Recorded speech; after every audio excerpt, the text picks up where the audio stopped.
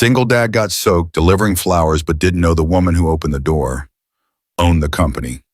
The sky had already broken open when Lucas pedaled into the storm, his jacket no match for the heavy summer rain. Thunder rolled above like a warning, but he didn't stop. He couldn't.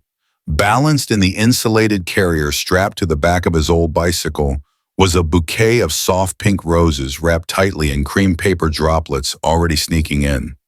He glanced at the smudged address on the order slip, Penthouse Elysian Tower, 222 Grove Street, the kind of place he normally wasn't allowed near unless he was holding something.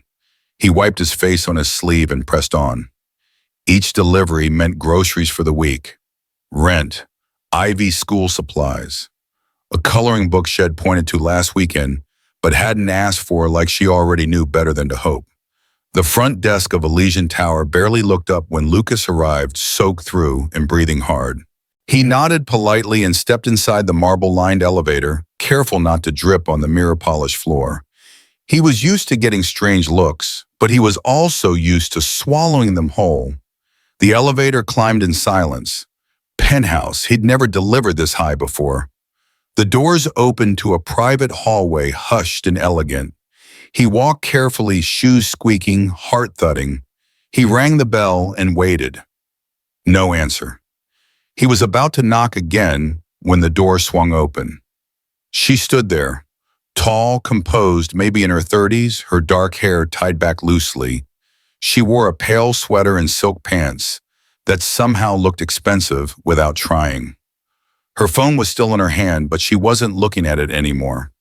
Her eyes were on him, and on the roses damp but still beautiful, trembling slightly in his hands. "I'm sorry," Lucas said, breathless. "Delivery for Ms. A. Hale."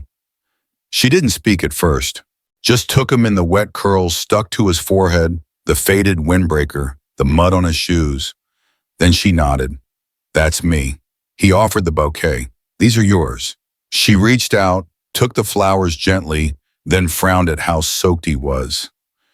"Did you walk here, Bike?" he replied. She looked past him. The rain behind him was still coming down in sheets. A clap of thunder shook the windows.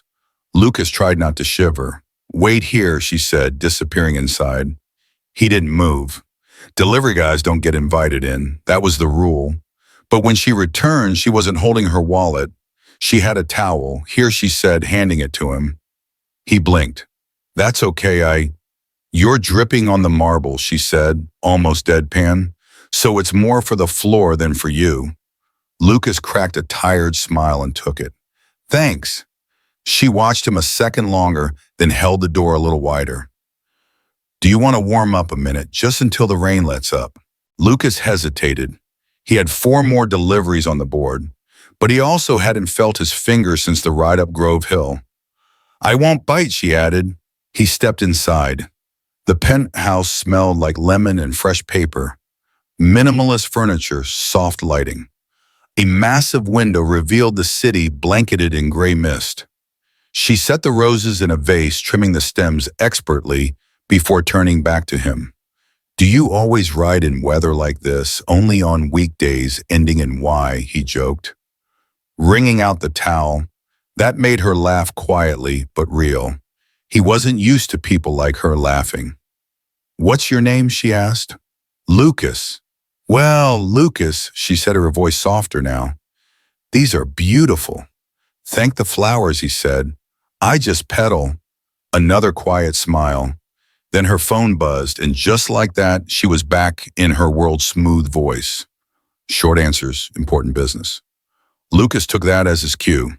"Thanks for the towel," he said, stepping back toward the door. She didn't try to stop him, just nodded once distracted. But before the door closed behind him, she turned. "Be careful out there." He nodded and disappeared down the hallway, water trailing in his wake. She stood still, holding her phone, but her eyes had drifted back to the vase of rain-kissed roses. Lucas expected an assistant, maybe a butler, someone polished and distant.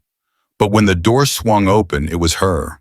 Tall, poised, dressed in soft gray cashmere, no jewelry, no smile, just stillness. Her eyes held a quiet edge, like someone used to being in control of things, but not of people like him. She looked at the flowers, first dripping bruised from the storm, then at him. "You're soaked," she said. Lucas offered a sheepish grin. Storm doesn't stop for birthdays. A pause, her brow lifted. "They're not for me."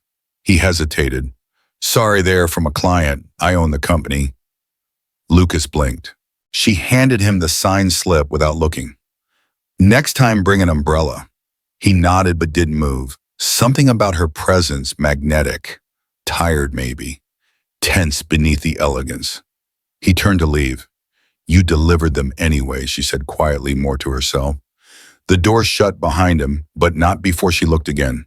Not at the flowers, at him. Lucas had barely made it back to the elevator when her voice caught up to him. "Wait," he turned, startled. She stood in the doorway now, not cold, not commanding, just thoughtful.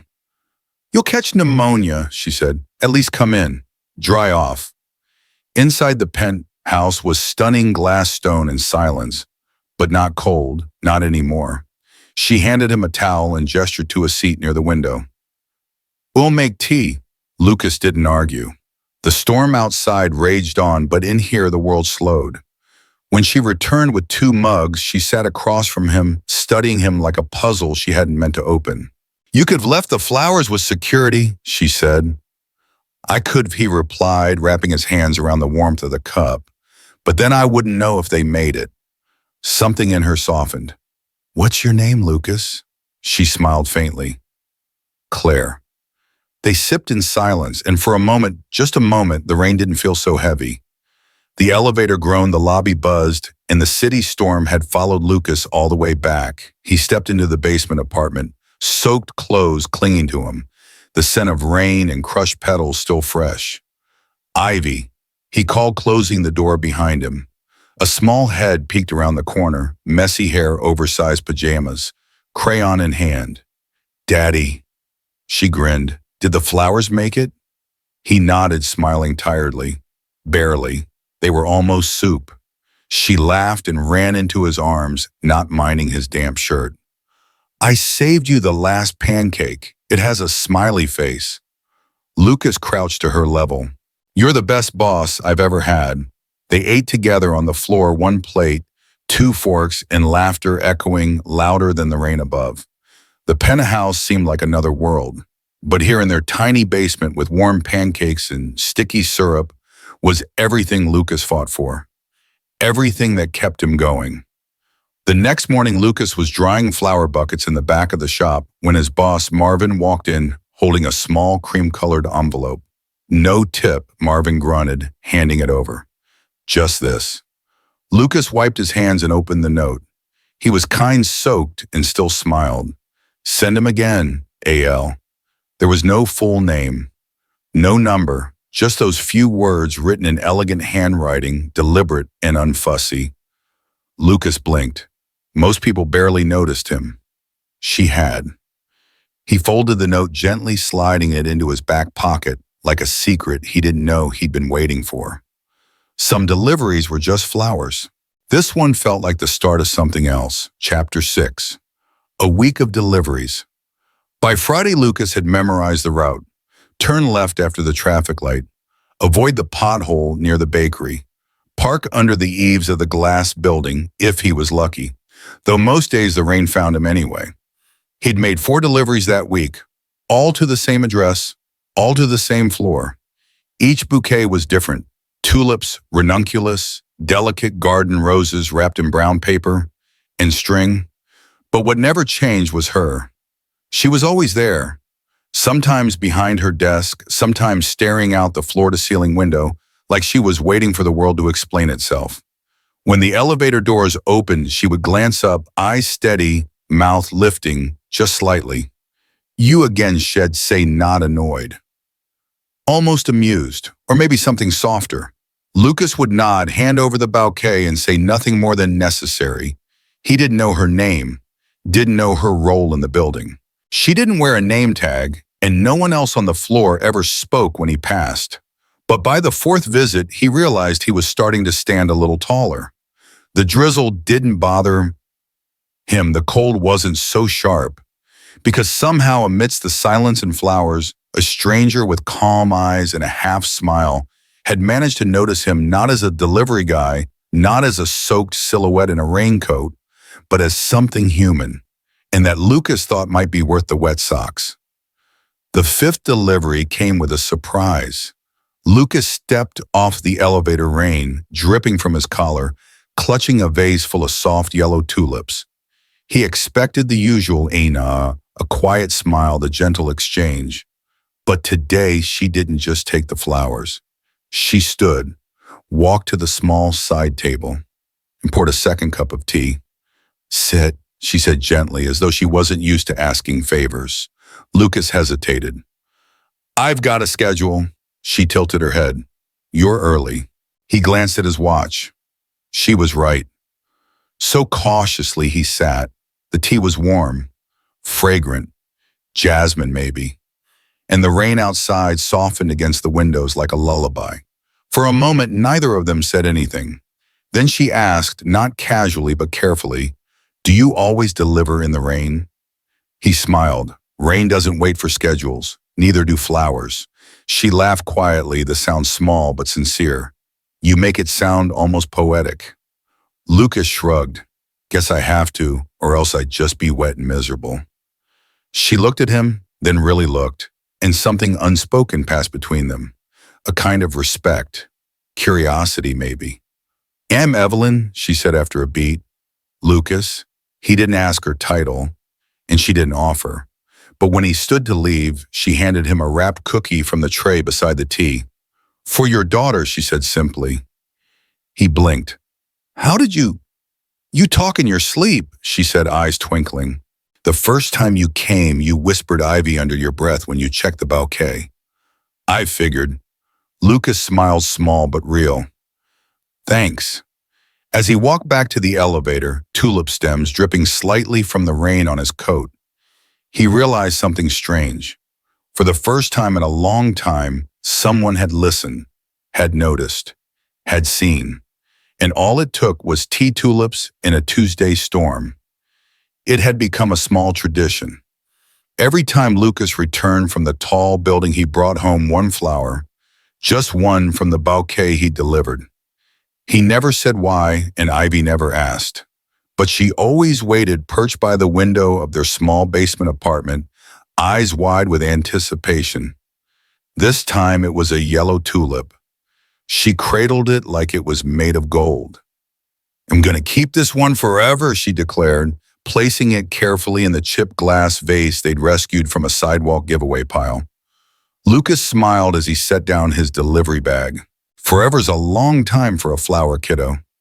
"Then it'll freeze time," Ivy said confidently, her little nose scrunched up with determination. But time and gravity had other plans. That evening, while Lucas reheated leftover soup and the rain tapped gently at the windows, he heard a sharp crash from the living room. Then silence. Then the soft, unmistakable sound of a girl trying not to cry. He rushed in to find her crouched by the coffee table, glass shards around her, the tulip limp and broken in two. Didn't mean to," she sniffed. "I was just trying to move it so I could draw." Lucas knelt beside her, gently brushing away the glass. "It's okay," he said softly. "It was just a flower." "But it was yours," she whispered. "You always bring one. I wanted to keep this one safe." Lucas looked at the broken petals scattered like yellow sunlight across the floor. Then he looked at his daughter, trembling guilty, so much smaller than the weight she always tried to carry. He scooped her into his arms. "I don't bring them for me," he said. "I bring them for you. And one broken tulip won't change that." Ivy buried her face in his shoulder. "Will there be another one tomorrow?" Lucas paused, then kissed the top of her head. "Maybe not tomorrow. But yeah, there will be more."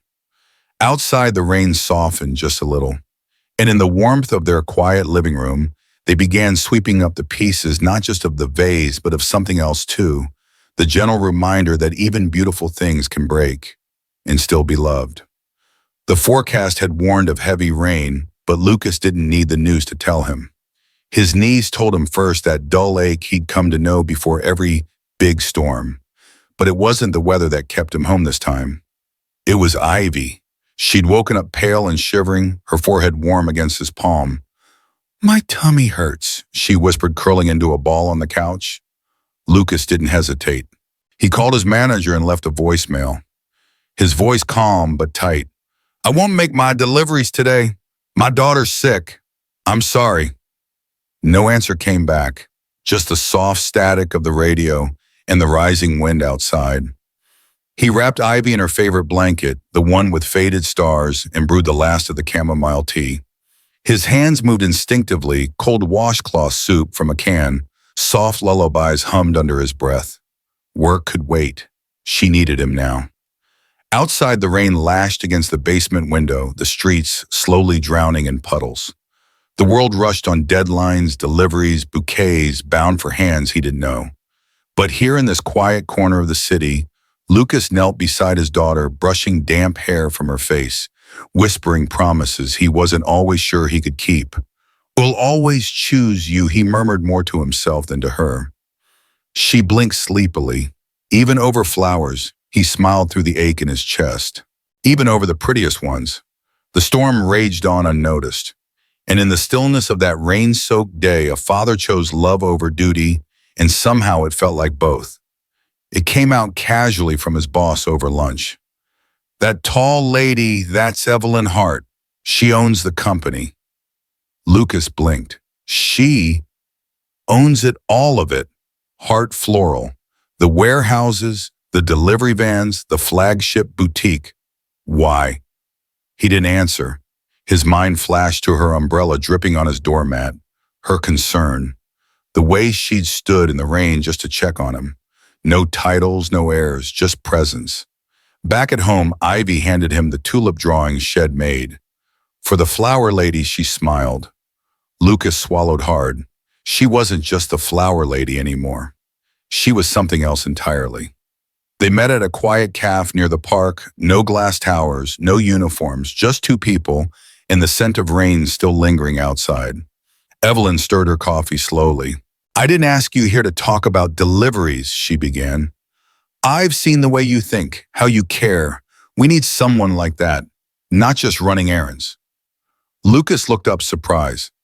"I'm offering you a role at headquarters," she said. "Something stable, with benefits, a schedule that works for Ivy." He didn't speak right away, his fingers wrapped tightly around his cup. No one had ever offered him a way forward before, only a way to keep going. Finally, he said softly, "Why me?"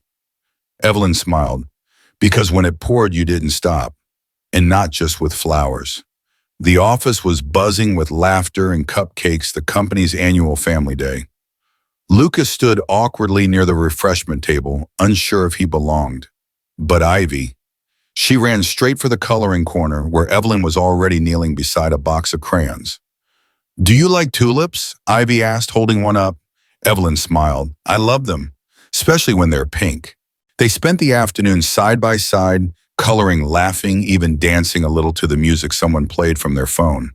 Lucas watched something tight in his chest slowly loosening. Later, as they packed up, Ivy reached for Evelyn's hand. "You're fun," she said. Evelyn squeezed her tiny fingers. "So are you."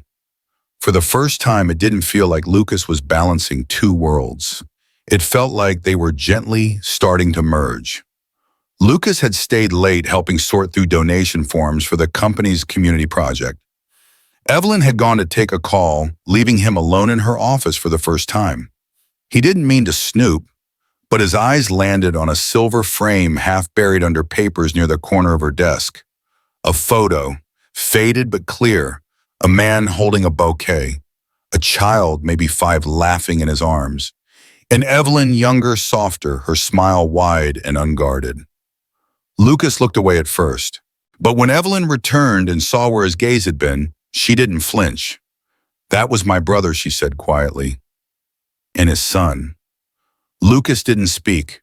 They were everything, she continued, until a drunk driver ran a red light.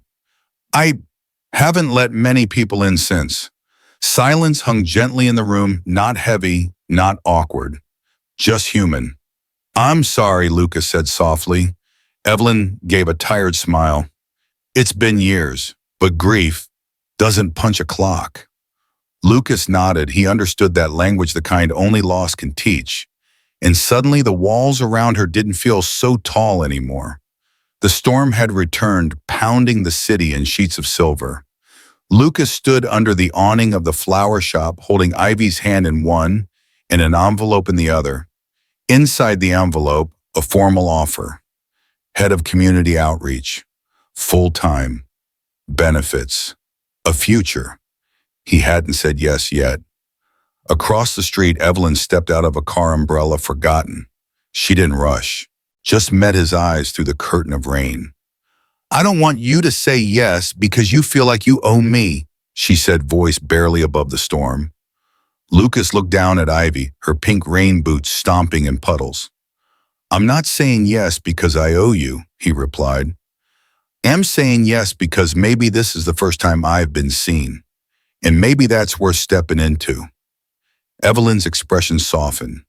Then let's get you out of the rain. And for once, Lucas didn't just feel rescued, he felt chosen. Lucas still rose early, but now it wasn't to haul bouquets through the rain. It was to sit at a long table with designers, planners, and community leaders, scribbling ideas on notepads and quietly sketching centerpieces for senior home shelters and schools. The first event he helped plan was small, repurposed flowers from canceled weddings, boxed with care and hand-delivered to a nursing home across town. He brought Ivy along.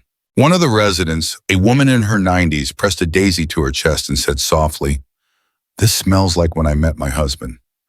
That night, Ivy turned to him in the kitchen and whispered, "You gave her a memory." He hadn't known flowers could do that. Evelyn began leaving notes on his desk, quick praises, gentle challenges. Think bigger. What would flowers look like in a hospital wing? What if the arrangements told a story? Lucas started seeing arrangements not as just color and symmetry, but as gestures, hope in a vase. Kindness made visible. He still kept one rose from the very first week dried and pressed in a journal, a reminder of where it all began. And now with every petal he helped place, he felt he was stitching something whole, not just for others, but for himself and for Ivy. They had come from a basement apartment, a stack of unpaid bills, and a rainy doorstep. But now their lives were blooming slowly, beautifully, and on their own terms. It started as a drawing. Ivy made crayon trees and smiling flowers above a brown square labeled "My School." Lucas brought it to work one morning, tucked between his notes. Evelyn saw it, paused. "This is her school?" she asked. Lucas nodded. "They've got no green space. Ivy always says the rooftop is just gray and hot." Evelyn didn't say much that day, but 3 weeks later, the principal called. Plans were approved. Funding secured.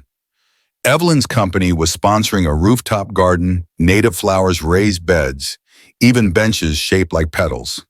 It would be called the Ivy Patch. Opening day, Ivy wore her brightest dress and carried a watering can like it was a crown. Evelyn knelt beside her, handing her the first seedling. "You dreamed it," she whispered. "Now you get to grow it." Ivy beamed. "Want to plant one too?" Together they did, and from that moment on, every time Ivy watered the garden shed, say, "Miss Evelyn helped us grow." But Lucas knew it was more than the garden. It was Ivy. It was all of them, growing together. It had been a long day, meetings for her, deliveries for him. They stepped into the elevator at the same time, both heading down. A quiet hum of shared exhaustion filled the space. Then a sudden jolt. The lights flickered. The hum stopped. The elevator froze between floors. Lucas pressed the emergency button. Nothing but static. Evelyn sighed and leaned against the mirrored wall, composed but tense. "Great," she muttered. "Second time this week they've promised to fix this." Lucas chuckled softly. "Well, at least the company has good flowers." She laughed a real laugh, the kind that softened her edges. Minutes passed, then more. "I hate being trapped," she admitted, suddenly, voice low. Lucas tilted his head. Because of the small space, she hesitated. "No." Because it means I have to sit still, think, feel things I'd rather not. He didn't push, but he didn't look away either. She looked at him. Do you ever feel like people only notice what you do, not who you are? He leaned against the opposite wall every day. But Ivy sees me. That's enough most days. Silence settled again, this time softer. I lost someone, she said finally, a long time ago. My brother, he was the one who taught me about flowers, actually. Lucas swallowed. I didn't know. No one does. I keep it locked away. Like if I don't say it, maybe it doesn't ache so much. He nodded. I get that. Then his voice dropped. I still talk to her sometimes. My wife, not out loud, just in my head. Usually when I'm trying to be a good dad and feel like I'm failing. Evelyn's eyes glistened. You're not failing. The elevator jolted again, then began to move. As the doors opened to the lobby, neither of them moved at first. Then Evelyn looked at him, something softer in her eyes than he'd ever seen before. Thank you for being stuck with me. Lucas smiled. Wouldn't have chosen anyone else. They stepped out together, not just from the elevator, but from whatever walls they'd been holding up. Something had changed, something real. The sky blushed with soft gold as the sun dipped low. On the rooftop above the flower company's headquarters, Evelyn had laid out a simple picnic. Nothing extravagant. Just a blanket, a small basket, and a vase of tulips swaying gently in the breeze. Lucas stepped out still in his delivery jacket. You did all this? I had help, she smiled. Your daughter picked the cookies. He laughed. That tracks. They sat not quite touching, but closer than before. As they ate, Evelyn grew quiet. Her fingers absent-mindedly traced the rim of her teacup. I used to come up here when I first took over the company, she said softly. Back when everything felt too big, too loud. I was alone in every room, even surrounded by people. Lucas listened. I told myself if I just worked hard enough, I wouldn't feel it. That if I filled my days, the nights wouldn't feel so empty. She looked over, her voice trembling. But loneliness doesn't care how busy you are. It waits in the quiet. Lucas didn't speak. He just reached out, resting his hand gently over hers. I know what it's like, he finally said, to have a little person be the only thing keeping you from falling apart. To pretend you're fine so they don't worry. She looked at him then, not as the delivery guy, not even as the father, but as someone who understood. The sky deepened above them, and in the stillness, something bloomed, not flashy, not sudden, but steady, earned. The kind of connection that grows in quiet corners, the kind that stays. Ivy's birthday wasn't fancy, just paper lanterns strung from pipes in their small apartment, handmade decorations and cupcakes. Lucas stayed up late baking. Ivy wore a crown made of construction paper, smiling like royalty. Lucas was pouring juice when a knock came at the door. It was Evelyn, but not in heels, not with a guard of distance around her. Just a soft sweater, a foil-covered box in her hands, and a nervous smile. I brought cake, she said, almost shy. Ivy's eyes lit up. You came, Evelyn knelt down, holding out the cake. Tulip frosting. I thought it matched you. Ivy hugged her without hesitation. Evelyn blinked, surprised, then slowly hugged her back. Later, as they sat with mismatched plates and shared laughter over party games, Lucas looked across the room at Evelyn, helping Ivy unwrap a secondhand book, smiling genuinely, her guard completely down. He leaned against the doorway, watching them both, and whispered to himself, it was never just about flowers. It was about showing up. And she had. The seasons shifted quietly. In the city's tall glass building, the lobby garden now bloomed all year, a blend of tulips, ivy, and small blossoms children could name. Lucas watered it every morning before the suits rushed in. His sleeves rolled, his smile easy. Some knew him as the guy with the flowers. Others simply nodded, drawn to the peace he carried. Upstairs, the once sterile CEO's office had changed. The walls, once bare and cold, now held color. Ivy's crayon drawings taped with pride. A rocket ship with petals for wings. A sunflower wearing sunglasses. A stick figure family holding hands under a sky of rain and hearts. Evelyn never took them down. Sometimes during late meetings, people would ask, "Yours?" She would smile, sort of. Lucas never stopped delivering, but now it was ideas, warmth, and perspective. He worked beside Evelyn on community initiatives, family outreach, and the quiet dignity of second chances. He still brought her coffee. She still teased him about his handwriting. And Ivy, she called the rooftop garden her jungle. She taught Evelyn how to make daisy chains. And once in front of the entire staff, she introduced the woman as my friend who made my daddy happy. The elevator, the one that had once trapped them, forced them to talk to sea, still rose and fell one floor at a time. But sometimes they stayed in it longer, not stuck, just lingering, not rushing, not anymore. Because flowers bloom best with time care and just enough rain. And beginnings, sometimes they look like endings, soaked, tired, uncertain. But then a door opens and everything changes.